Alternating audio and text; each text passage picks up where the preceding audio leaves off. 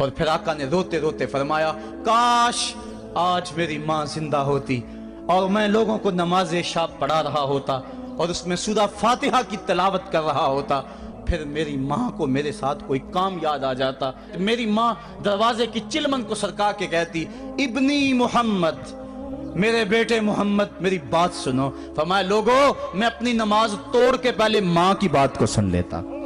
یہ ماں ہے جس کی محبت کو مصطفیٰ کریم نے بھی محسوس کیا ہے۔ اونچی مسندوں پہ بیٹھنے کا وہ مزہ نہیں جو ماں کے قدموں میں بیٹھنے کا مزہ ہے۔ اور وہ کیا کہا تھا خورشید گیلانی نے، وہ کہتا ہے کہ 5 اسٹار ہوٹلوں میں کھانا کھانے میں وہ لطف کہاں جو چولہے پہ پاس بیٹھ کے ماں کے ہاتھوں سے پکی ہوئی چپاتیاں کھانے میں مزہ ہے، اور عالی جناب حضرت صاحب اور اعلیٰ اور بھاری اور بھرکم لفظ سننے میں اور گارڈ آف آنر کا معائنہ کرنے میں وہ لذت کہاں ہے جو ماں کے اوئے ببلو کہنے کے اندر رکھا گیا ہے۔ ماں جب بولتی ہے تو اس کے لہجے میں جبریل بولتا ہے، ماں جب مسکرا کے دیکھ لیتی ہے تو لگتا ہے جنت کی ساری کلیاں کھل اٹھی ہیں۔ ایک شخص نے سین حرم میں اپنی ماں کو اپنے کندھوں پہ سوار کرا کے طواف کروایا اور پھر حضور کی خدمت کے پاس میں حاضر ہوا، عرض کی حضور میں نے کہ اپنی ماں کا حق ادا کر دیا ہے، کہا تو اس کی ایک مسکراہٹ کا بدل نہیں دے سکا۔ ماں جب مسکراتی ہے تو اس کے لہجے میں اتنی مٹھاس ہوتی ہے، میں کہتا ہوں ساری دنیا کے شہد نچوڑ دیے جائیں اتنی محبت پیدا نہیں ہوتی جتنی محبت ماں کے لہجے میں ہے۔ جب وہ بیٹے کو اوئے ببلو اوئے مٹھو کہہ کے پکارتی ہے، اوئے بیٹا کہہ کے پکارتی ہے، آواز دیتی ہے، تو ماں کے لہجے کے اندر وہ رس گل رہا ہوتا ہے کہ حوریں بھی آفرین آفرین کر رہی ہوتی ہیں۔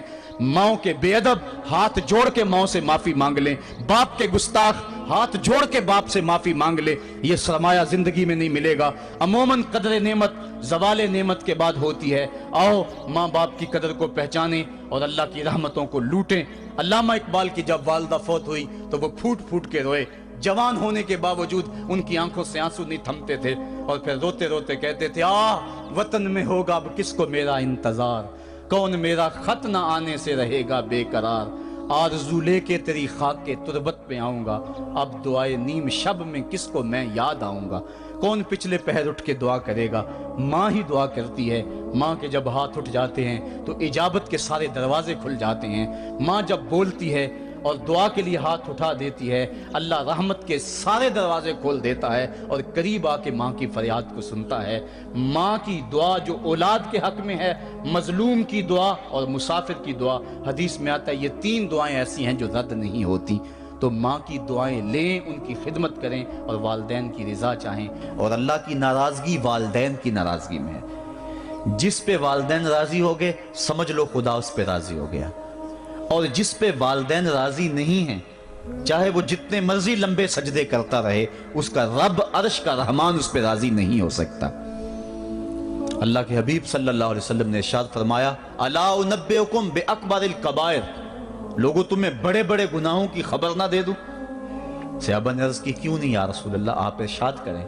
فرمایا الاشراک باللہ وعقوق الوالدین وجلس وکان متکئا قال الا وقول الزور والشہادۃ الزور۔ حضور فرمایا ایک اللہ کے ساتھ کسی کو شریک ٹھہرانا، اور دوسرا کسی انسان کو قتل کرنا، تیسرا والدین کی نافرمانی کرنا۔ اور حضور اس موقع پہ ٹیک لگائے بیٹھے تھے، ٹیک چھوڑ کے آگے ہو گئے، وَجَلَسَ وَكَانَ مُتَّكِئًا، آگے ہو گئے، اور حضور نے 3 مرتبہ اس بات کو کہا، اور پھر فرمایا اور جھوٹی گواہی دینا اور جھوٹی شہادت دینا۔ تو یہ وہ ہیں جو بڑے بڑے گناہ ہیں۔ میں نے ایک روایت میں پڑھا ہے حضور نے ارشاد فرمایا جنت کی خوشبو 1000 سال کی مسافت سے آنا شروع ہو جائے گی۔ جب لوگ جنت میں جائیں گے تو 1000 سال کی مسافت دور ہی ہوں گے کہ جنت کی خوشبو آنا شروع ہو جائے گی، لیکن 4 اشخاص ہیں جو جنت کی خوشبو نہیں پا سکیں گے۔ وہ کون کون سے ہیں؟ ایک قاطع الرحم، جو رشتہ داریاں توڑتا ہے، کبھی اس سے لڑائی، کبھی اس سے لڑائی، کبھی اس سے لڑائی، حالانکہ حکم ہے سل من قطعک وات من حرمک، جو تجھ سے تعلق توڑے تو اس سے تعلق جوڑ، جو تجھے محروم رکھے تو اس کی جھولیاں بھر دے۔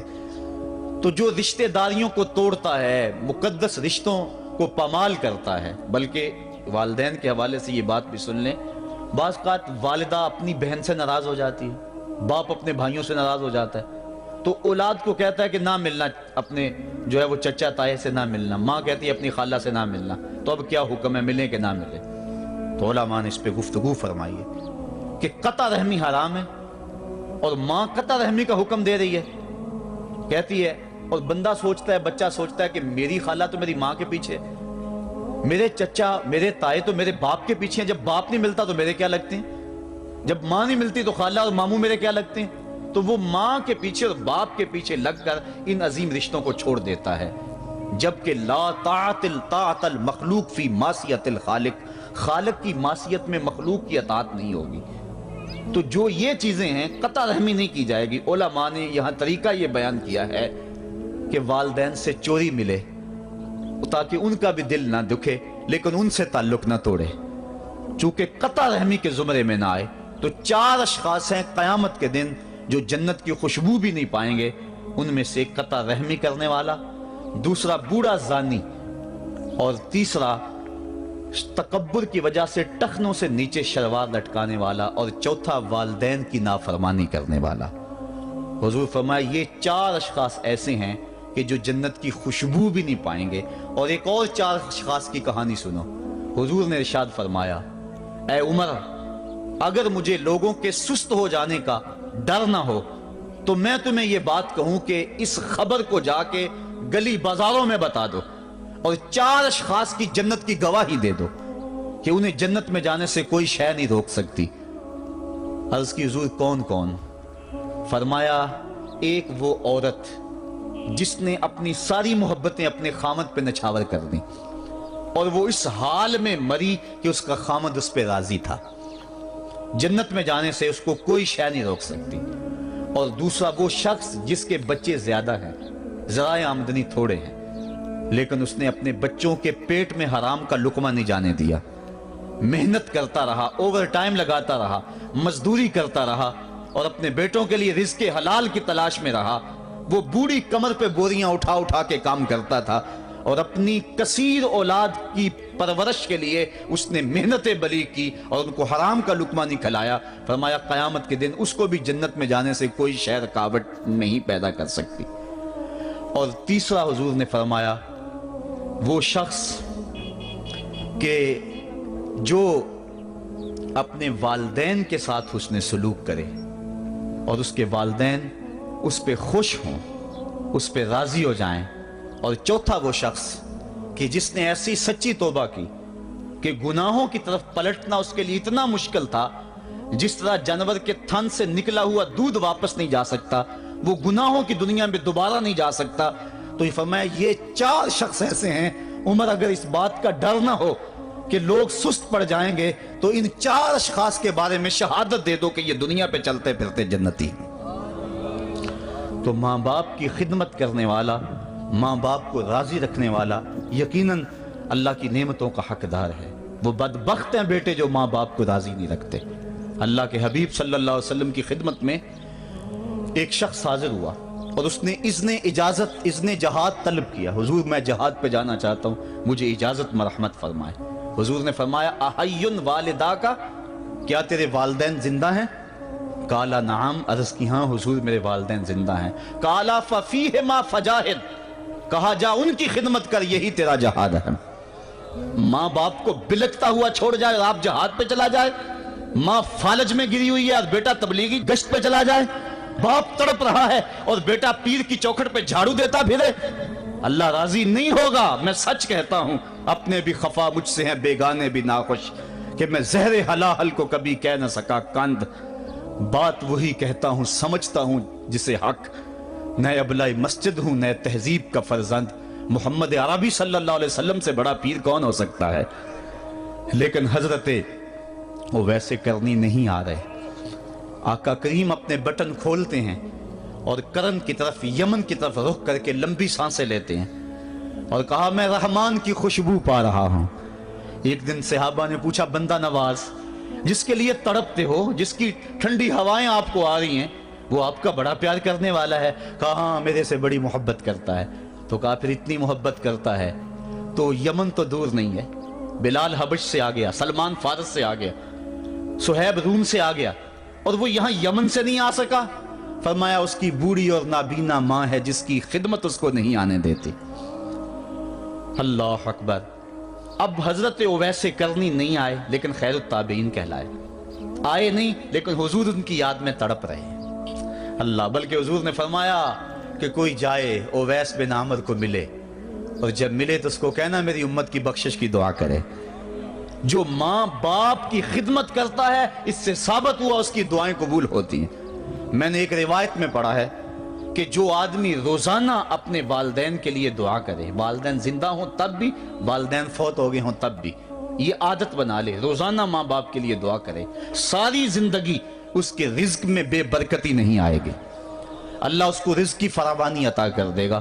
اور جو والدین کے لیے دعا نہیں کرتا اللہ تعالیٰ کی رحمتوں سے محروم ہو جاتا ہے۔ حضرت ابو ہریرہ رضی اللہ تعالیٰ عنہ جب بھی ہاتھ اٹھاتے تھے تو یہ دعا کرتے تھے، اللہم اغفر لابی ہریرہ ولأمی ولمن استغفر لہما، اے اللہ ابو ہریرہ کو بخش دے، حضرت ابو ہریرہ کی ماں کو بخش دے، اور قیامت تک جو ہم دونوں کے لیے بخشش کی دعا کرے اس کو بھی بخش دے۔ حضرت امام محمد بن سیرین ایک بزرگ ہوئے تابعی، جب بھی دعا کرتے تھے یہ دعا ضرور کرتے تھے، اے اللہ ابو ہریرہ کی بخشش کر دے۔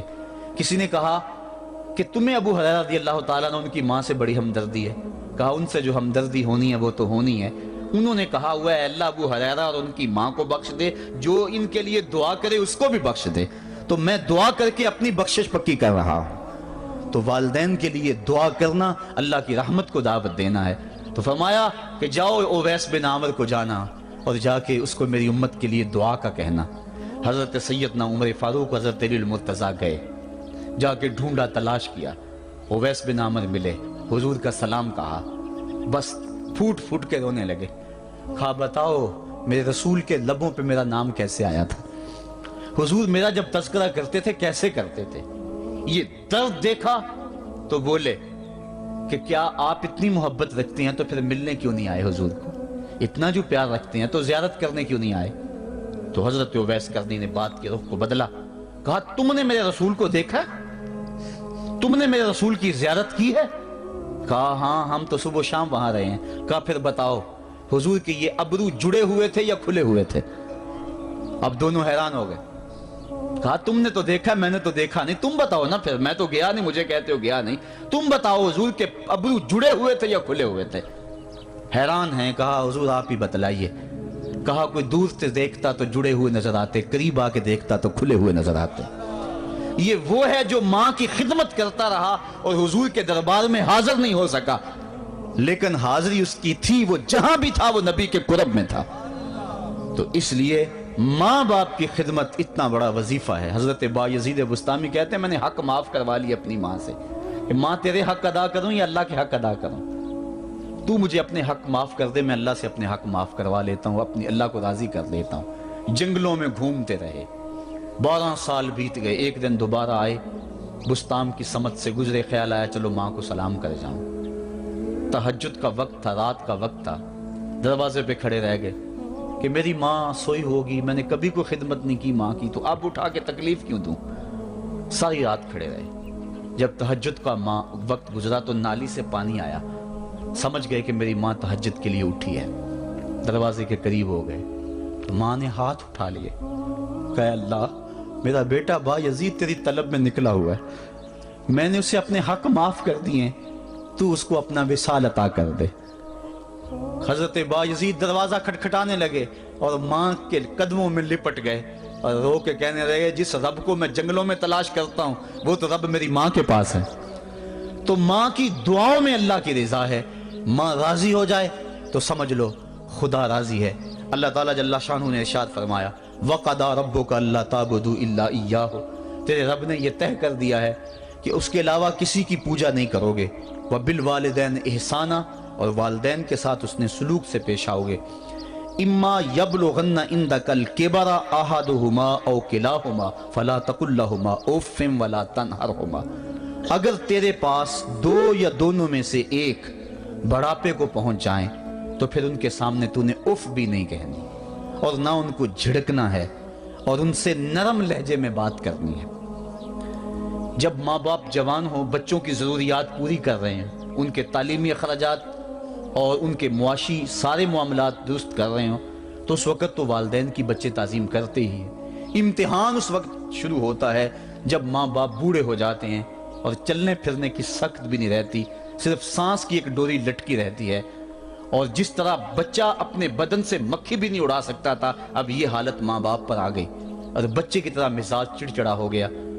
زمانے کے حالات بدل گئے، لیکن ماں باپ کی وہ پرانی روش ہے، وہ اسی انداز میں اسی ڈگر میں بات کرتا ہے۔ یہ آزمائش کے دن ہیں، یہ امتحان کے دن ہے، اب دیکھنا ہے والدین کی اس وقت تعظیم کون کرتا ہے۔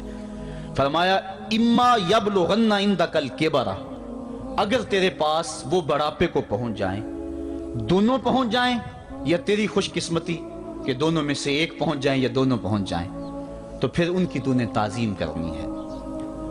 کیا کیسے تعظیم کرنی ہے؟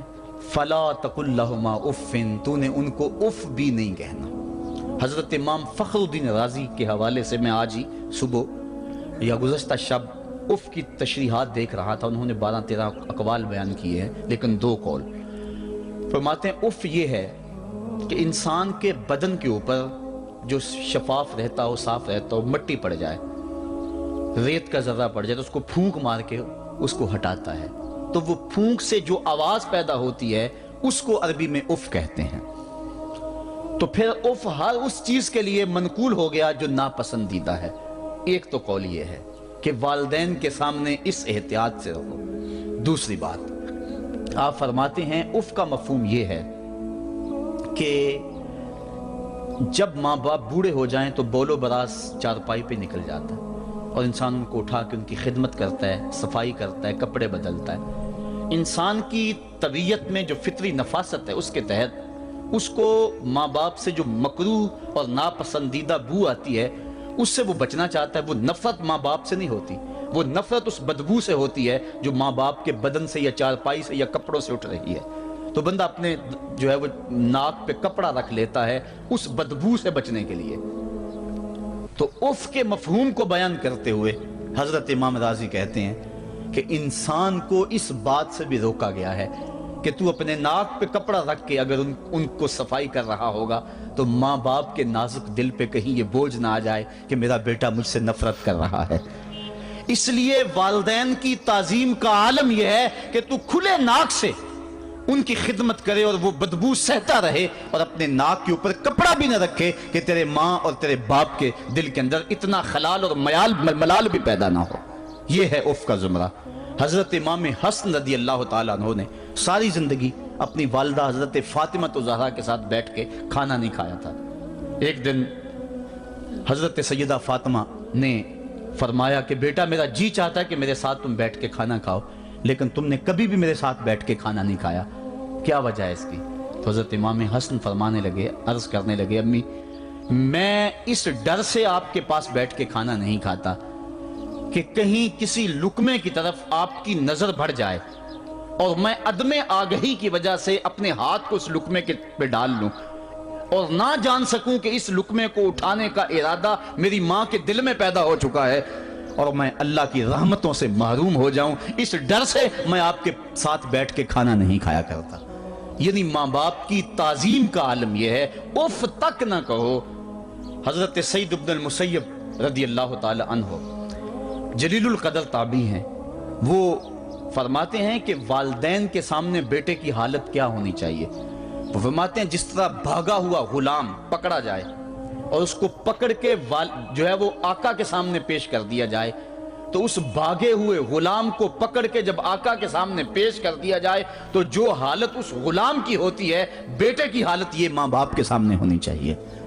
اب ان بیٹوں کو سوچنا چاہیے جو اپنے ماں باپ کو دقیانوسی کا تانا دیتے ہیں اور سمجھتے ہیں یہ اولڈ فیشن ہے، انہیں کیا پتا زمانہ کہاں چلا گیا ہے، اور ان کے فیصلوں کو مسترد کرتے ہیں۔ علماء نے اس بات کو تفصیل کے ساتھ بیان کیا ہے کہ شریعت کے جو قطعی ضابطے ہیں ان ضابطوں اور ان قوانین کو اور ان معاملات میں تو والدین کی فرما برداری نہیں ہوگی اللہ کی اگر معصیت ہوتی ہو، لیکن جو معاملے شک والے ہیں وہاں ماں باپ کے قول کو ترجیح دی جائے۔ تو فرمایا ان کے سامنے اف بھی نہیں کہنی، وَقُلْ لَهُمَا قَوْلًا كَرِيمًا، اور ان سے نرم لہجے میں بات کرنی ہے۔ وَاخْفِضْ لَهُمَا جَنَاحَ الذُّلِّ مِنَ الرَّحْمَةِ، اور ان سے بات اور ان کے لیے اپنے بازو بچھا لینے ہیں نرم دلی کی وجہ سے، نرمی کی وجہ سے۔ جب جانور زمین کی طرف رخ کرتا ہے، اوپر سے نیچے کی طرف آتا ہے تو اپنے پروں کو سکیڑ لیتا ہے، تو اس کے لیے یہ لفظ بولے جاتے ہیں وَخْفِضْ لَهُمَا جَنَاحَ۔ تو اللہ تعالیٰ فرمایا جس طرح وہ جانور عزت سے اپنے بازو سکیڑ لیتا ہے اور پھیلاتا نہیں ہے، والدین کے سامنے تیری اکڑ، تیرا عہدہ، تیرا منصب، تیری شانیں، تو بڑا اونچا ہے، لوگ تجھے سلوٹ کرتے ہیں، تیرے ہاتھ چومتے ہیں، تجھے سلام کرتے ہیں، اونچی کرسیوں پہ تو بیٹھتا ہے، لیکن وہ سب وہاں چھوڑ دے اور ماں کے قدموں میں عاجز بن کے بیٹھ جا، باپ کے قدموں میں عاجز بن کے بیٹھ جا، وہاں اپنی اس کسی چیز کا لحاظ رکھ۔ پرندہ اوپر کوڑے تو پر کھولے، لیکن جب نیچے آئے تو پروں کو سمیٹ لے، تیرا عہدہ، تیرا منصب باہر رہے۔ جب ماں باپ کے پاس آئے اس وقت تو مؤدب غلام کی صورت میں اپنے والدین کے سامنے کھڑا۔ وَقُلْ رَبِّ ارْحَمْهُمَا كَمَا رَبَّيَانِ صَغِيرًا۔ اور اگلا حق یہ بیان فرمایا کہ اللہ کی بارگاہ میں عرض کر رہا ہے اللہ میری ماں پر بھی اور میرے باپ پر بھی رحم فرما دے، جس طرح میں چھوٹا تھا اور میرے اوپر انہوں نے رحم فرمایا۔ انسان ماں باپ کے حق دے ہی نہیں سکتا۔ حضور نے ارشاد فرمایا کہ انسان ماں باپ کے حق نہیں ادا کر سکتا الا یہ کہ ان کو غلام پائے اور خرید کر آزاد کر دے، اس کے علاوہ کوئی صورت ایسی نہیں ہے۔ ایک شخص نے حضور کی خدمت میں حاضر ہو کے عرض کیا حضور میں اپنے والدین کی بڑی خدمت کی ہے، اس کو امام حقی نے لکھا ہے، اور جن مراحل سے میں گزرتا رہا ہوں ان مراحل سے میرے ماں باپ گزرے ہیں اور میں نے ان کی خود خدمت کی ہے۔ آج بیٹے بیویوں پہ کام چھوڑ دیتے ہیں کہ بیوی خدمت کرے گی۔ احسان دانش کہتا ہے کہ میں نے اپنی بیوی کو ہاتھ نہیں لگانے دیا، میں نے کہا میرے ماں باپ ہے، یہ خدمت اور کوئی حاصل کیوں کرے، یہ تو میں حاصل کروں گا۔ تو ساری خدمت میں نے خود کی، جس طرح انہوں نے نوالے توڑ توڑ کے میرے منہ میں ڈالے میں نے بھی حضور ایسے کیا، جس طرح میرے لیے میری ماں رات جاگتی رہی میں بھی اپنی ماں کے لیے جاگتا رہا۔ جن جن مراحل سے میرے لیے وہ گزرے تھے اتفاقاً میرے حالات، میرے ماں باپ کے حالات ایسے پیدا ہو گئے کہ میں نے اسی طرح اپنے ماں باپ کی پرورش کی ہے اور میں اپنے ماں باپ کی جو ہے وہ میں نے خدمت کی ہے۔ تو کیا میں نے اپنی ماں کا، اپنے باپ کا حق ادا کر دیا ہے؟ تو حضور نے ارشاد فرمایا تو نے ایسے ہی خدمت کی ہوگی، لیکن جب تیری خدمت تیری ماں کرتی تھی تو ساتھ ساتھ تیری زندگی کی دعائیں مانگتی تھی، اور جب باپ بوڑھا ہو گیا تھا، ماں بوڑھی ہو گئی تھی، آزاد شل ہو گئے تھے، فالج میں مبتلا تھے، تو ان کے لیے زندگی کی دعائیں تو نہیں مانگتا تھا، تو یہ کہتا تھا اللہ انہیں پردہ دے دے۔ تیری ماں نے تو کبھی تیرے لیے پردہ نہیں مانگا تھا، بیٹا لولا ہو، بیٹا لنگڑا ہو، ماں کبھی نہیں کہتی بیٹے کو ڈاکٹر جواب دے دیں، ماں کبھی نہیں کہتی کہ میرے بیٹے کو اللہ پردہ دے دے، ماں یہی کہتی ہے مالک مجھے لے لے، میرے بیٹے کو زندگی دے دے، میں سب کچھ بیچ دیتی ہوں، اپنا زیور بیچ دیتی ہوں، میرے بیٹے کی صحت بچ جائے، میرے بیٹے کی زندگی بچ جائے۔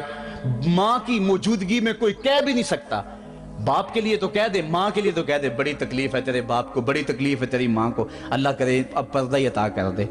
خود نہیں کہتا تو کسی سے یہ سن سکتا ہے بندہ، لیکن ماں سن سکتی ہے کوئی کہے اللہ تیرے بیٹے کو پردہ دے دے؟ تو فرمایا جب وہ تیری خدمت کرتے تھے تو وہ تیری زندگی کی دعائیں مانگتے تھے، اور جب تو خدمت کرتا تھا تیرے دل میں ان کے پردے کی آرزو تھی۔ فرمایا تو جتنی مرضی خدمت کی ہے، ماں کی خدمت کا بدل کیسے ہو سکتا ہے؟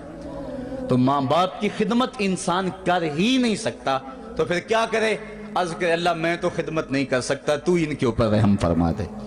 ماں باپ کے لیے دعا کرے۔ علماء نے یہاں بیان فرمایا ماں کافر ہو تو پھر بھی دعا کرے، باپ کافر ہو تو پھر بھی دعا کرے، مومن ہو تو پھر بھی دعا کرے، گناہگار ہو پھر بھی دعا کرے، نیکوکار ہو پھر بھی دعا کرے، دعا نہ چھوڑے۔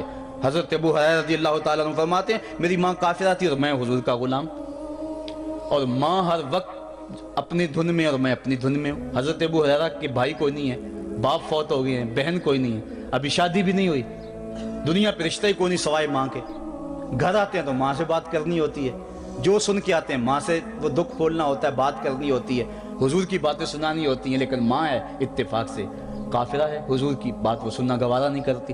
حضرت ابو ہریرہ کو اور بات آتی کوئی نہیں، وہ تو کرتے ہی حضور کی باتیں۔ ایک دن حضور کی بات چھیڑی، ماں کی زبان سے کوئی جملہ ایسا نکلا جو سخت تھا، گوارا نہ ہوا، چھوڑ دیا گھر کو۔ ماں تیری عظمت کو سلام، لیکن رسول اللہ کے مقابلے میں تیری کوئی شان نہیں ہے۔ گھر سے نکلے، لیکن نکلے تو پاؤں ڈگمگا رہے تھے کہ دنیا پہ ایک ہی رشتہ تھا وہ بھی جاتا رہا۔ چند قدم چلے تو دل میں خیال آیا سارے دکھوں کا جو مداوع کرتا ہے مساقہ کی بارگاہ میں یہ دکھڑا کیوں نہ بیان کر دو۔ دریائے رحمت جوش میں تھا، وہ دلوں کی حالتیں بوجھ لینے والے آقا نے پوچھا ابو ہریرہ کیا ہے؟ عرض کی حضور میری ماں کی ہدایت کے لیے دعا کر دو۔ یہ کہا اور پھوٹ پھوٹ کے رونے لگے۔ حضور نے فوراً ہاتھ اٹھا دیے اور مسلم کے لفظ ہیں اللہم اہد ام ابی ہریرہ، اے اللہ ابو ہریرہ کی ماں کو ہدایت عطا کر دے۔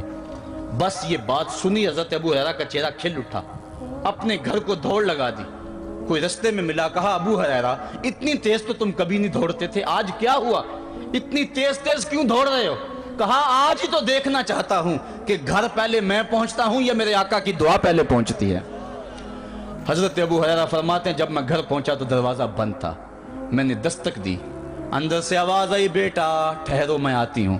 کہا اس لہجے کو جان گیا، اس میں محمد کی بولی بول رہی ہے۔ کہا تھوڑی دیر کے بعد میری ماں آئی، تازہ غسل کی وجہ سے اس کے بالوں سے پانی کے قطرے ٹپک رہے تھے اور میری ماں زنجیر کھول رہی تھی، اس کے لبوں پہ شہادت کا کلمہ جاری تھا۔ تو والدین کے لیے مغفرت کی دعا کرتے رہیں، والدین کی بخشش کی دعا کرتے رہیں۔ والدین جب دنیا پہ ہوتے ہیں تو اللہ کی رحمت کا گھنا سایہ ہوتے ہیں، لیکن جب دنیا سے چلے جاتے ہیں ان کی قبر سے بھی فیض ملتا ہے اور سکون اور طمانینت ملتی ہے۔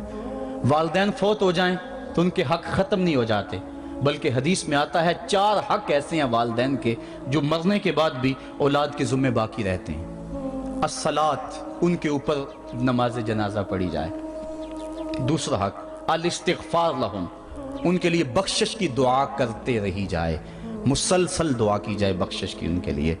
اور ایک روایت میں نے پڑھا ہے اگر کوئی بندہ اس کے والدین حالت ناراضگی میں فوت ہو گئے، والدین ناراض تھے، موقع نہ مل سکا منانے کا اور والدین فوت ہو گئے، تو حدیث میں آتا ہے کہ وہ کثرت کے ساتھ، ایک تو اپنی خالہ کے ساتھ، ماں اگر فوت ہوئی ہے تو باپ ہوئی ہے تو باپ کے بھائیوں کے ساتھ اس نے سلوک کرے، باپ خوش ہوگا۔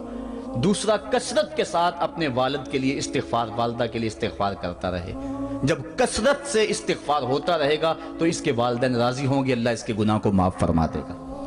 دوسرا حق والدین کا یہ ہے استغفار لہم، ان کے لیے بخشش کی دعا کی جائے، حدیث میں آتے ہیں۔ تیسرا حق بر الاصدقاء، ماں کی سہیلیوں، بہنوں اور رشتہ داروں کے ساتھ، اور باپ کے دوستوں، بھائیوں اور رشتہ داروں کے ساتھ اس نے سلوک کیا جائے۔ اور چوتھا حق انجاز الوعد، وعدوں کو پورا کرنا، یعنی ماں نے یا باپ نے جو وعدے کیے ہوئے تھے، مسجد سے کوئی وعدہ تھا، مدرسے سے وعدہ تھا، کسی فلاحی تنظیم سے وعدہ تھا، کسی غریب سے اعانت کا وعدہ تھا، یا ان کا معمول تھا اعانت کرنے کا، تو جو ان کے معمولات ہیں اچھائی کے ان کو جاری رکھا جائے اور اس سلسلے کو باقی رکھا جائے۔ تو یہ 4 حق ایسے ہیں جو والدین کے مرنے کے بعد بھی اولاد کے ذمے باقی رہتے ہیں۔ والدین اللہ کی بہت بڑی نعمت ہیں، جب یہ سایہ سر سے اٹھ جاتا ہے تو پھر پتہ چلتا ہے کتنا گھنا سایہ تھا۔